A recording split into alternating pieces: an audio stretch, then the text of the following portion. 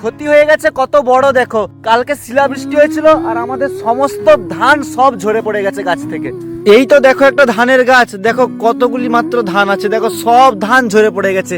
শুধু এইটুকু নয়, পুরো জমিতে দেখো সবগুলো পুরো শুয়ে গেছে, গাছগুলো সব শুয়ে গেছে, এত ঝড় আর শিলাবৃষ্টি হয়েছে। দেখো কালকে আমরা একটু ভিডিও করেছিলাম যে শিলাবৃষ্টিটা কত জোরে হচ্ছে, কি অবস্থাটা হবে বলো। ধান গাছে প্রায় ধান অনেক হয়ে গেছিল, সব এখন এই শিল করে সব ধান নষ্ট হয়ে যাবে।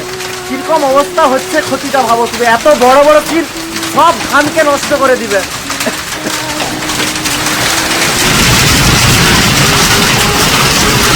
দেখো শিল, দেখো কত বড় বড় শিল,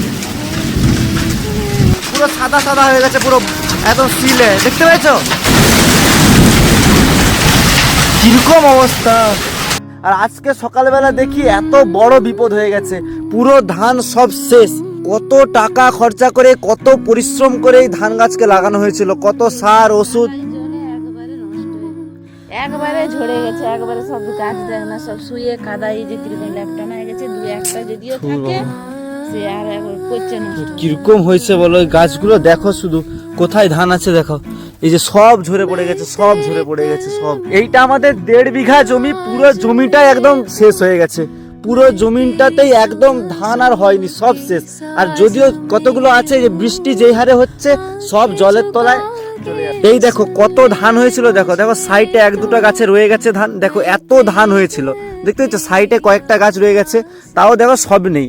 তারপরে এইগুলো দেখলে বুঝতে পারবে যে কত ধান ঝরে গেছে। এই দেখো আর মানে আর 7-8 দিন পরেই ধানটা কাটার মতো অবস্থা হয়ে যেত, পুরো মানে ধানটা পেকে গেছিল একদম পুরোপুরি ভাবে। যা কালকে শিলাবৃষ্টি হয়েছে, বরফ পড়ছে, সব সব নষ্ট হয়ে গেছে, সব পুরোপুরি নষ্ট হয়ে গেছে।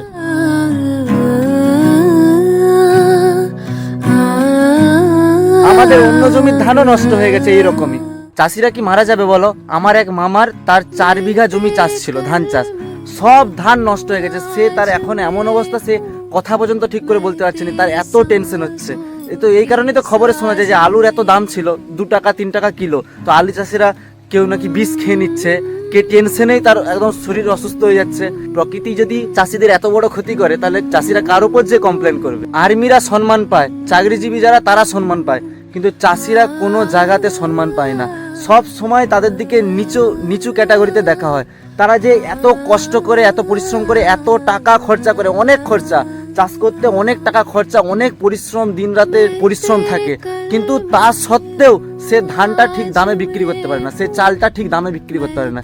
কিন্তু ব্যবসায়ীরা এখান থেকে কম দামে কিনে তারা শহরে যে অনেক অনেক দামে বিক্রি করে, কিন্তু চাষিদের কোনো কিছুতেই হয় না। তারা পরিশ্রমটাই করে যায়, কিন্তু তাদের লাভের দায় কোনো কিছু হয় না, শুধু তাদের সারা জীবনটা খেটে খেটেই তাদের জীবনটা শেষ হয়ে যায়। কিন্তু চাষিরা যদি না চাষ করে, কেউ কিন্তু খেতে পাবে না, কেউ ডাল চাল গম মানে রুটি কেউ কিছুই খেতে পাবে না চাষিরা যদি না চাষ করে। আর চাষিরাই কোনোদিনও সম্মান পায় না, সম্মান তো দূরের কথা, তারা পর্যাপ্ত পরিমাণে তাদের যেটা আয় হওয়ার দরকার বা তাদের প্রফিট হওয়ার দরকার, সেটাও কোনোদিনও তারা পায় না।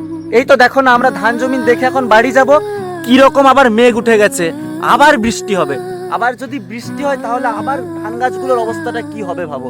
সব যদিও কয়েকটা ধান হয়েছিল, সেইগুলোও সব পচে নষ্ট হয়ে যাবে যদি এরকম বৃষ্টি আবার শুরু হয়ে যায়। আবার ঝড় হবে নাকি তো তারও কোনো ঠিক নেই। ধানটা পুরো একদম জলে ডুবে গেছে। বলা হয় জয় কিষান জয় জওয়ান, জওয়ানরা সম্মান পায়, কিন্তু কিষানরা কখনোই সম্মান পায় না, কখনোই তার জয় হয় না।